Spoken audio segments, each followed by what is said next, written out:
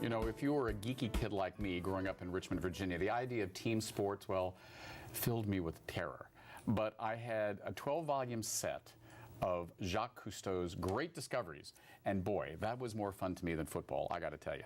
And I have a feeling that was the same for our next guest, marine biologist Shayle Matsuda. Absolutely, yes. Cousteau is a very big hero of mine when I was a child, too. Yeah, I mean, what is it about? I mean, it just magnetized me in a way. Absolutely. I mean, there's something about water that we're all drawn to, and I think that especially with like the unknown about the deep sea, it's kind of fascinates the imaginations of all young people. Now, you're from Chicago. So, I mean, was it looking at the Great Lakes that did this? Well, I mean, not so much the Great Lakes, but the Shedd Aquarium. I was one of those kids who I wanted to be there as much as I could be. I was fascinated by the underwater world, the corals, the bright-colored fishes, and just, you know, that whole idea of being somewhere that, you know, I'd never seen before. The Midwest wasn't full of a lot of opportunity to get out into nature as much, so. So I hadn't had those dreams through museums and through collections and things like that. You know, it's funny you said before the cameras started, didn't every kid want to start out as a marine biologist? It always stuck with me, and I love to be on a ship, and occasionally I get motion sick and seasick, but as soon as I'm in the water, I'm okay. And I've had people say, well, I'm scared to snorkel or I can't scuba, but it doesn't scare me at all. You go under the water and you're in a whole other world. Oh, absolutely. I'm actually one of those people who always gets seasick, too, when I go out, but it hasn't stopped me. But learning to scuba dive, though, was one of the best things that I've ever done. I mean, it opened up a completely new world, a completely new career. It just was, it's the most incredible feeling, that weightlessness you really get in that type of discovery. And that just sense of ethereal quiet. Yes, absolutely. It's very meditative. Yeah. Very. Now, you started studying marine biology when and where?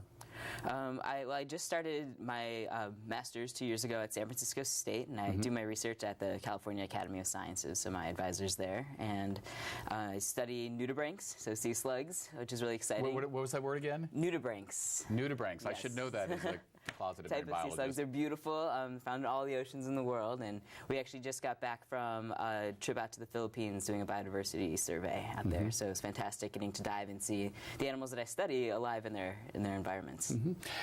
How much of a prophetic experience is what's going on in the world's oceans to what's going on in the world environmentally? I mean, you mentioned sea slugs. I remember diving in French Polynesia last year and seeing complete areas that 2 years ago were full of living coral, now dead, and just seeing these slugs, you know, eating dead areas. And someone said to me, "Oh, well, that's happening more and more over the world." Well, it's a huge problem. I mean, as you, I'm sure, heard, the rally on climate change just happened, and the climate summit's going on right now. And so there's a lot of attention being drawn there, especially to coral reefs. There's, with warming temperatures, a lot of coral reef bleaching is going on. It can be really devastating in areas, but what's really exciting is that there's also a lot of really, really good research going on where we're looking at the physiological effects of climate change on a lot of these organisms. So with sea slugs in particular, a lot of their food is affected by these warming temperatures. And so when you're in the areas where there are less corals or less other food sources, you're going to see a lot of less these guys too. So are you an optimistic scientist or a pessimistic scientist? Have we tipped over the edge and it's hopeless, or can we pull it back? Well, I always like to remain optimistic, but I think that it's really important to also note that there are some serious things going on out there. Climate change is real. It's happening, and the effects, we're already starting to see them. The impacts are here. So I think that it's maybe looking more at what we can do to reduce the other stressors on a lot of these organisms, these environments, where we can make the big difference, and really, you know, changing policy, making marine protected areas, working on, you know, these overfishing problems that are going on. So I think that, you know, to be pessimistic doesn't really serve us at all. So it's really important to look at the things that we can change, that we do have control over, and getting other people educated and on board. Now, you're taking part in the 4th Annual Bay Area Science Festival, which Kishore Hari, who's the director, said to me when I first met him 4 years ago talking about it was, he said, I want to make science as exciting as sports. Fantastic. And that seems to be the general idea. I mean, the final event takes place in AT&T Park. Oh, yeah. And I know there are a lot of scientists and educators taking part in it. What is your part of the festival, and when is it? Fantastic. So I got to go to the AT&T Park Festival last year. It was phenomenal. It made me really excited to be a part of that event. I host an event called Science Neat. It's a summer interactive science happy hour at the El Rio Bar.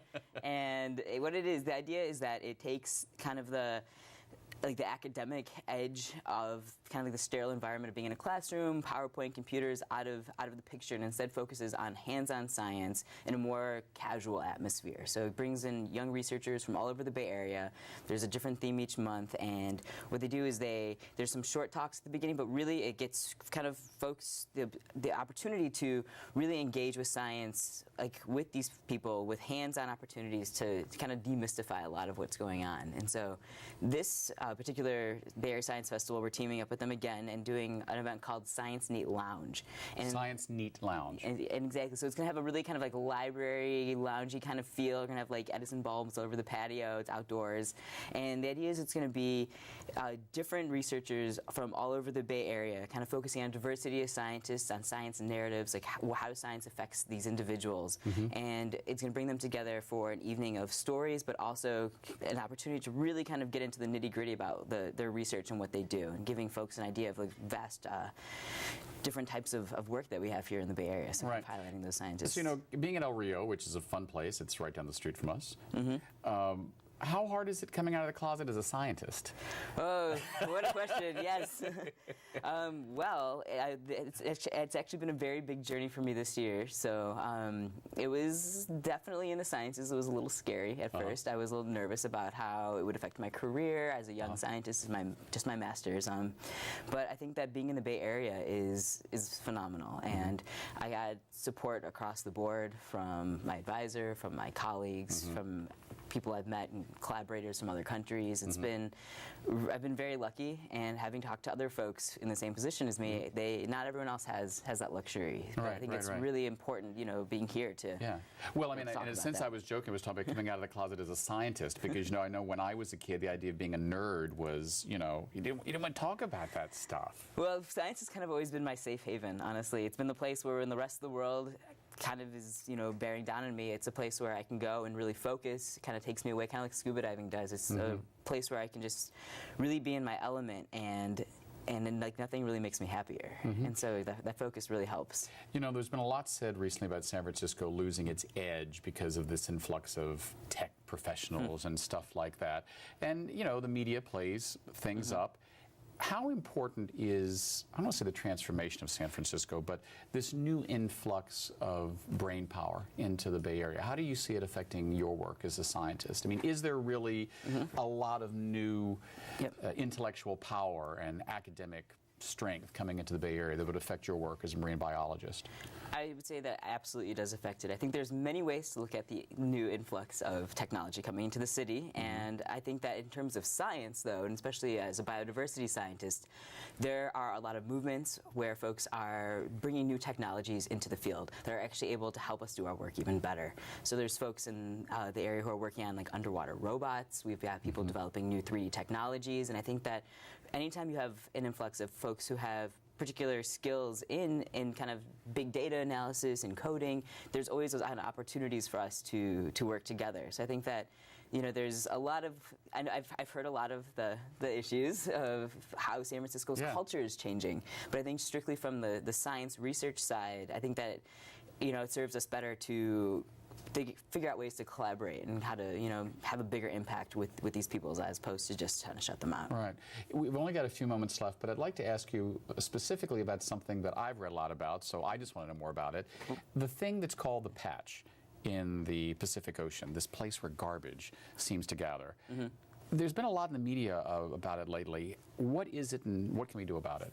Well, it's not my focus, so Okay. I don't know too much about it, but obviously it's basically a big collection of trash, of plastics.